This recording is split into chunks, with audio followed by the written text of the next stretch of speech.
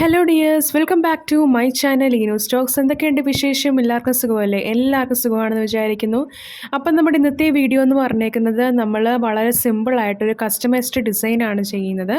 അപ്പം നമുക്ക് ഇതുപോലത്തെ ഇയറിങ്ങിൻ്റെ കൊളുത്തുണ്ട്, അതുപോലെ തന്നെ ആ ഒരു ഇയറിങ്ങിൻ്റെ ബേസുണ്ട്, 2 ജിമിക്കിയുണ്ട്, ജംപ് റിങ്സ് ഉണ്ട്, ഗുങ്കുരൂസ് ഉണ്ട്.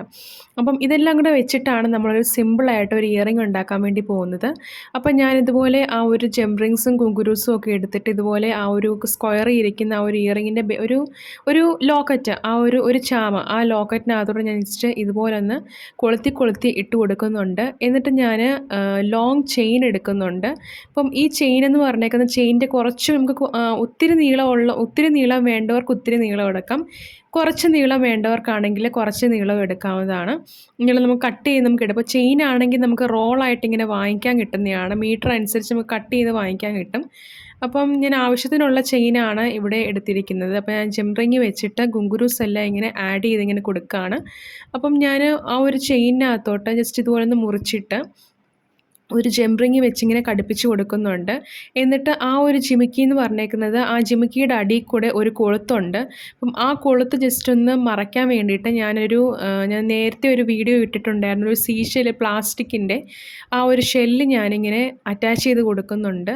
അല്ലെങ്കിൽ നമുക്ക് ഒന്നുമില്ലെങ്കിൽ നിങ്ങൾക്ക് എന്തെങ്കിലും മുത്തുകളോ അങ്ങനെ എന്തെങ്കിലും ആഡ് ചെയ്ത് കൊടുക്കാം. അല്ലെങ്കിൽ നിങ്ങൾക്ക് ആ ഒരു കൊളുത്ത് അകത്തോട്ട് വെച്ച് വളച്ചങ്ങ് വെച്ചാൽ മതി.